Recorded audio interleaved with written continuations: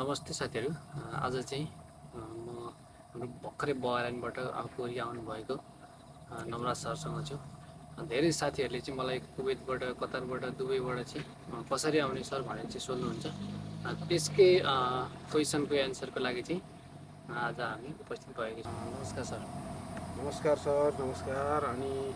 अनि कोरिया भर्खरै आउनुभएको छ, कति जति भयो तपाईँ ठ्याक्कै आउनुभयो? म लगभग 2023 जुन 19 तारिकको मेरो फ्लाइट थियो होइन। अहिलेसम्म मेरो 3 वर्ष कटिसकेको छ। तपाईँ त कता दुबई कता कता बस्नु? म कतार, साउदी र बहराइन तीनवटा कन्ट्री बसिसकेको। तीनवटा कन्ट्रीमा बसिसक्नु भएको। अनि कोरिया चाहिँ किन आउनुभयो त तपाईँ? अब कोरिया यस्तो हो, मेरो अब पहिलादेखिको अब चाहिँ नि प्लान थियो कोरिया आउने होइन। त्यतिखेर अब मान्छेहरू अलिकति कम्ती मात्रामा ल्याउने भएकोले गर्दाखेरि म चाहिँ त्यतिखेर ट्राई गर्न सकेको थिइनँ होइन। मेरो अब गल्फमा पनि राम्रै थियो कमाइहरू, त्यही भएर त्यतातिर अलिकति सोच्नु सकिनँ मैले। अनि तपाईँ बहराइनमा चाहिँ के काम गर्नुहुन्थ्यो? बहराइनमा म पब्लिक ट्रान्सपोर्ट चलाउँथेँ होइन। त्यहाँनिर रातो बस भनेर चिन्छन् बहराइनमा होइन। बहराइनमा हुने साथीहरूले मेरो नाम, मलाई नवराज ताजफ्री अब मेरो नाम होइन, मलाई त्यहाँनिरको ड्राइभरहरूलाई सोध्यो भने प्रायःले चिन्छ मलाई। त्यसो भए तपाईँले अहिले कोरियाको पनि लाइसेन्स बनाउनु भएको छ नि होइन? कोरियाको लाइसेन्स पनि बनाएँ मैले होइन। हजुर। मसँग हेभीको लाइसेन्स छ। यहाँ कोरियामा चाहिँ के अरे इल्जङ पोथोङ भन्दो रहेछ त्यो लाइसेन्सलाई। हजुर। मैले यहाँनिर राम्रैसँगले बनाएँ, सजिलैसँगले बनाएँ। तपाईँलाई चाहिँ कोरिया र बहराइन अथवा कतार यी देशमध्येहरूमा चाहिँ कुन उत्कृष्ट लाग्यो तपाईँलाई? उत्कृष्ट त गल्फभन्दा त कोरिया त धेरै माथि नै हो। धेरै हाई क्वालिटी के भन्छ, गल्फसँग अलिक दाँच्न मिल्दैन। राम्रो कमाइको हिसाबले पनि, कन्ट्रीको हिसाबले पनि होइन, डेभलपमेन्टको हिसाबले पनि भन्नुपर्दाखेरि चाहिँ गल्फभन्दा त कैयौँ गुणा अगाडि छ नि कोरिया। अनि तपाईँ कसरी चाहिँ कोरिया आउनुभयो? बहराइन बसिरहेको मान्छे कसरी एक्कासी चाहिँ कोरिया आउनुभयो?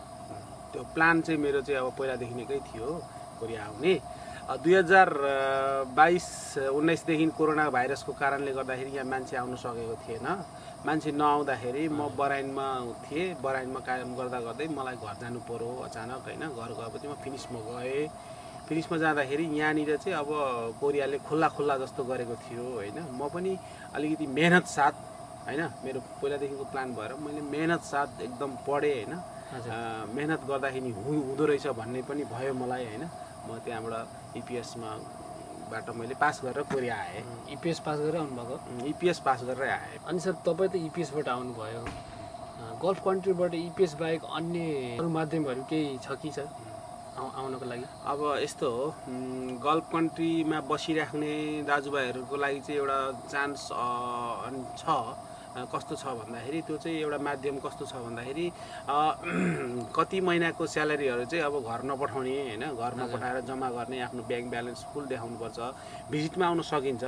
अब कोरियाको एम्बेसीमा जाने, जस्तै एक्जाम्पल मेरो साथी होइन उहाँ बहराइनमा छन्, त्यो साथीहरूले चाहिँ मैले ट्राई गर्नु भन्दाखेरि गरेको थिएँ होइन।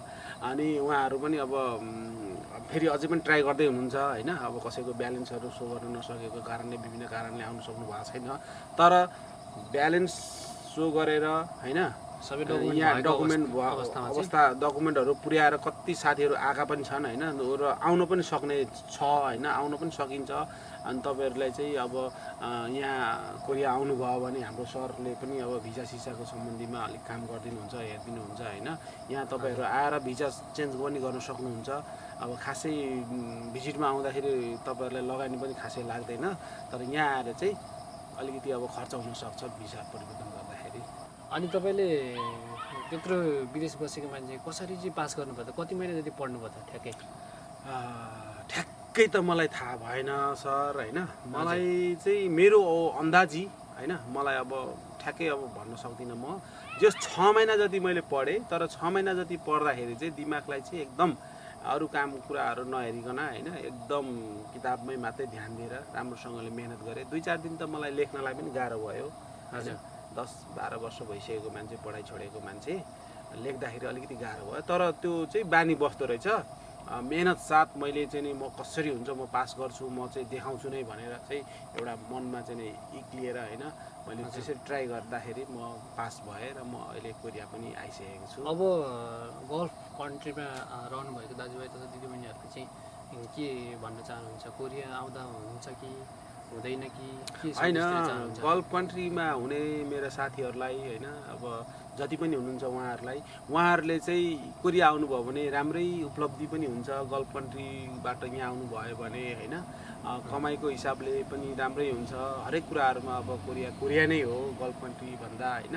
अब वहाँनिर तपाईँको मिनिमम मान्छेहरूले प्राय के अरे मतलब प्राय मान्छेहरूको स्यालेरी होइन हुन त अब हाई लो त जहाँ पनि हुन्छ, तर उसमा भन्नुपर्दाखेरि तपाईँको के अरे के भन्छ त्यसलाई सबैको एउटा लेभलमा भन्नुपर्दाखेरि 50-60 हज़ार हुन्छ। त्यो 50-60 हज़ार भनेको कोरिया एभरेजमा भन्नुपर्दाखेरि त्यो यहाँ त अब त्यो 5 दिनको स्यालेरी हो होइन। अनि उहाँहरूले चाहिँ यहाँ आउनुभयो भने त धेरै नै राम्रो हुन्छ नि त होइन। हजुर। अनि उहाँहरू अब आउन चाहने मान्छेहरूलाई चाहिँ नि म चाहिँ के एउटा सल्लाह दिन्छु भन्दाखेरि तपाईँहरूले चाहिँ मेहनत गर्नुभयो ट्राई गर्नुभयो भने हुन्छ है। हुन्छ, हस् सर, थ्याङ्क यू। छोटो मिठो सम्वादको लागि तपाईँलाई धन्यवाद सर। फेरि हामी भेटौँला है। Okay sir.